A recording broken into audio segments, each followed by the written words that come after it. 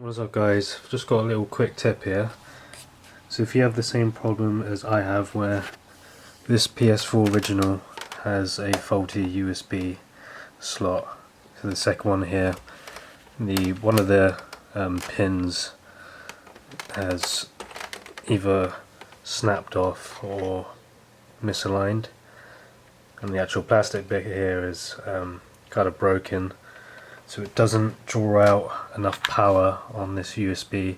This one is fine, but the other one, although if you put a USB stick it draws power, there isn't enough power to actually transfer anything. It doesn't respond to the controller being plugged in either. And this PS4 has an older firmware, or did have an older firmware.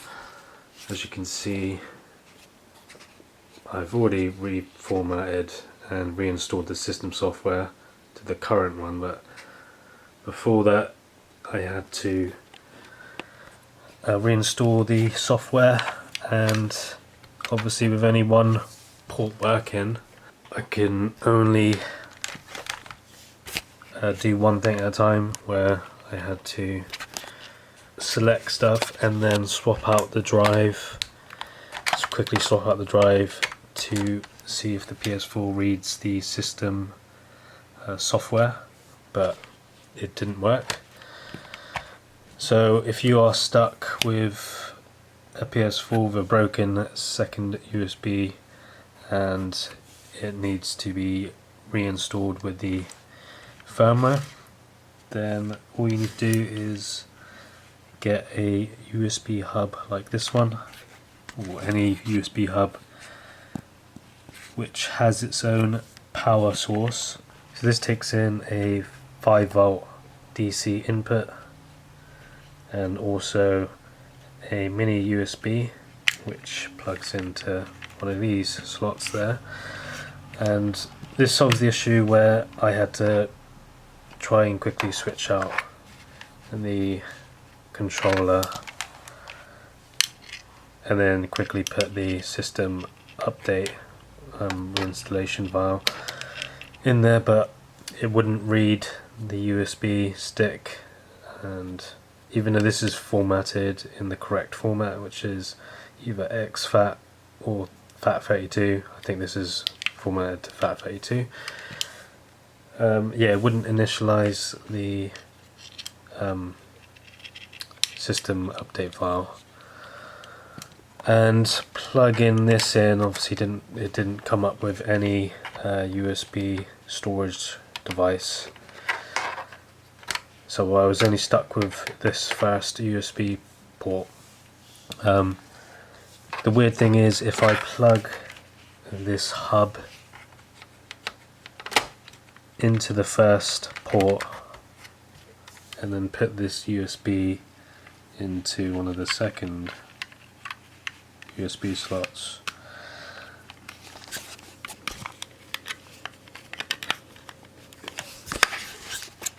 and the controller is plugged into the hub as well. So if I try to plug this hub into the first slot here, which is the working one, and then I plug the controller in and then the USB drive, then I can still control the PlayStation with the controller plugged in. However, if I tried to reinstall the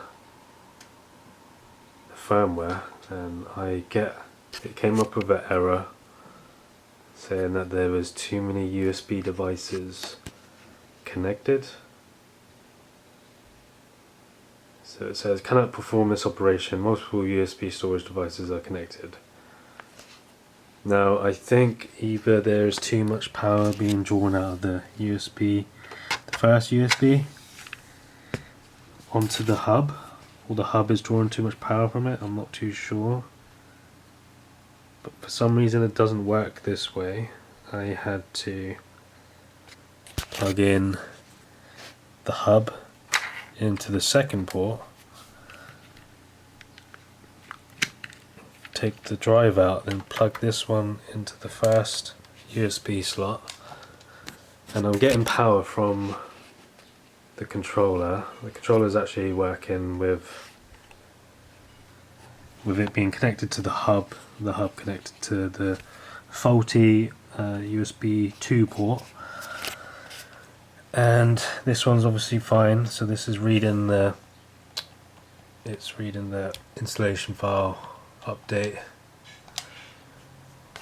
and I can still use the controller to navigate. And then I press OK, and now this should read the USB stick. Okay, so it's giving me the same error from doing that.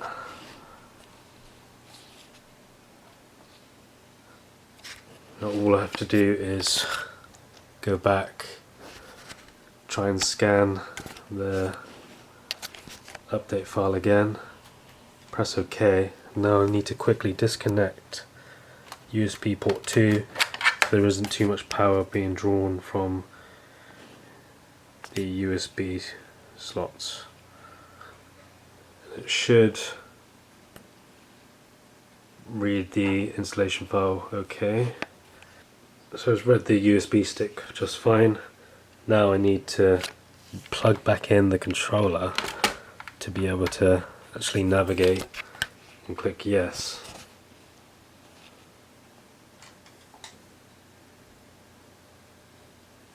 Now this should reinstall the system software, and we have full control of this PS4 again. Although this does bypass the safe mode, and I can actually use this PS4 without having to fix this port here or replacing the whole USB ports. Although this doesn't actually solve the problem with the USB port, this does allow me to use this PS4 and play games from it without being stuck on safe mode without an operating system.